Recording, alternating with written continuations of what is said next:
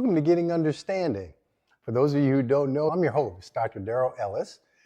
What can we do to treat this? What can we do to, first of all, diagnose it, and then second of all, treat it so that we can ameliorate the symptoms to the greatest degree possible?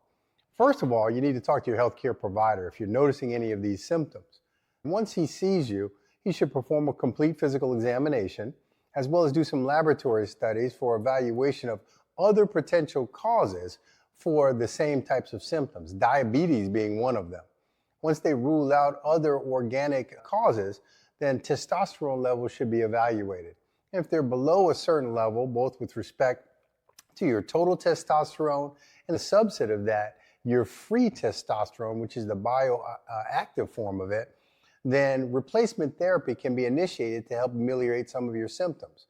But that alone is not the solution, because there are non-pharmacologic ways to help treat andropause. Number one, exercise, particularly weight-bearing exercise. Weight-bearing exercise and a high-protein diet can help you maintain your muscle mass. And lean muscle actually helps stimulate the production of testosterone. So that's one way to not undergo the potential risk of testosterone replacement therapy. Number two, your diet.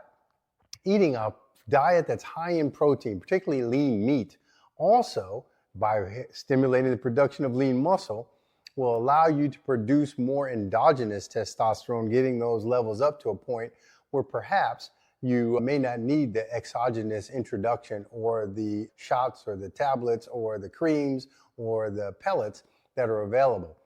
And I'll tell you why that's important. Thirdly, you can actually just use symptom treatment. If one of the symptoms that you're having is problems with depression, antidepressant medications can also be utilized to help you. But just like testosterone replacement, the pharmacology does have risks associated with it. If you have questions, if you want to know more about this specific topic, make sure you put us some comments into the comment section below. If you're not subscribed, I'd love for you to hit that subscribe button. Also hit the bell notification so that we can notify you when new topics are introduced. I would love to hear from you in terms of additional topics that you would like to hear about. It's more important for me to talk about things that you want to hear about so that you can be informed, and than it is for me to just bring out topics that I think are important. Because ultimately, the purpose of this channel is to inform the public about medical issues that most affect you.